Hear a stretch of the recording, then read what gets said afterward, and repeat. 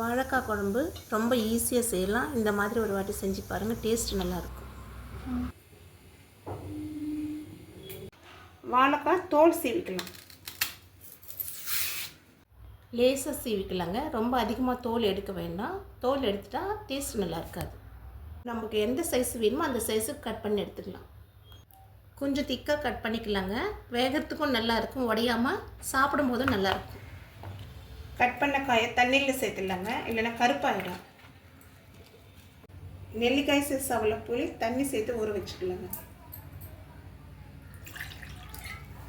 புளியை கரைச்சிட்டு கரைசல் எடுத்துக்கலாம். இந்த சைஸில் 2 வெங்காயம் எடுத்துக்கலாங்க. கட் பண்ண வெங்காயத்தை புளி கரைச்சலில் சேர்த்துடலாங்க. ஒரு பச்சை மிளகாய் சேர்த்துக்கலாங்க.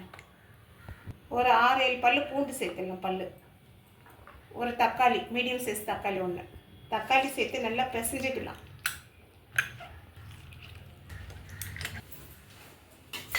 கொத்து கருவேப்பிலை சேர்த்துக்கலாம். 1/4 டீஸ்பூன் மஞ்சள் தூள். நான் 1.5 டேபிள் ஸ்பூன் குழம்பு மிளகாய் தூள் சேர்க்குறேங்க. உங்கள் காரத்துக்கு ஏற்ற அளவு நீங்கள் சேர்த்துக்கோங்க. தேவையான அளவு உப்பு சேர்த்துக்கலாம். நல்லா ஒரு வாட்டி கலந்து விட்டுக்கலாங்க.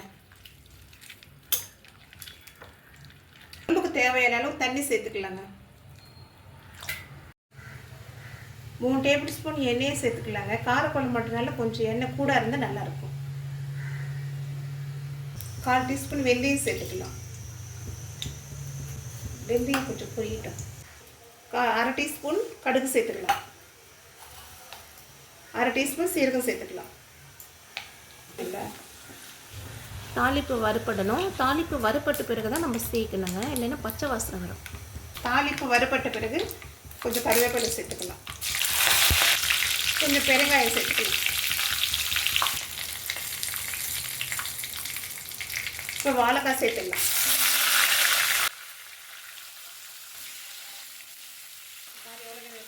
வாழைக்காய் 3 நிமிஷம் வதக்கிக்கலாங்க. ரொம்ப வதங்கினா குழம்புல போட்டால் குழஞ்சிடும். நல்லா கலந்து விட்டு வதக்கிக்கலாம்.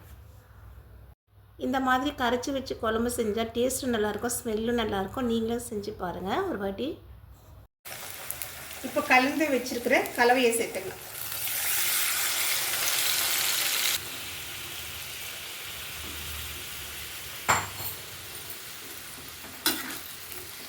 நல்லா கலந்து விட்டுக்கலாங்க.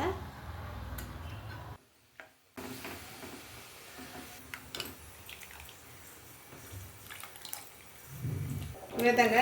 இப்போ நம்ம லோ ஃப்ளேமில் எண்ணெய் பிரியணும், குழம்பு கொஞ்சம் திக்காகணும், பச்சை வாசனை போகிற வரைக்கும் வேக வச்சுக்கலாம். மூடி போட்டு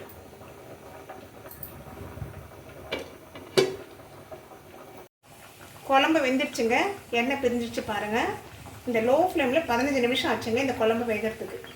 அவ்வளோதாங்க, ஸ்டவ் ஆஃப் பண்ணிடலாம்.